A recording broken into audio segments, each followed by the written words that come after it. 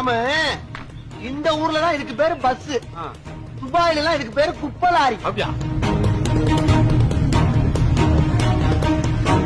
சேலம் மாவட்டம் வாழப்பாடி புதிய பேருந்து நிலையத்தில் டவுன் பஸ் முன்பு நின்று ரீல் செய்த 2 பெண்கள் இதுக்கு பேரு தான் பஸ்ஸா, துபாயில இதுக்கு பேரு குப்பை வண்டி என கிண்டல் செய்து அவதூறாக பதிவிட்டுள்ளதாக கூறப்படுகிறது. இந்த ஊர்ல தான் இதுக்கு பேரு பஸ். துபாயில எல்லாம் இதுக்கு பேரு குப்பலாரி.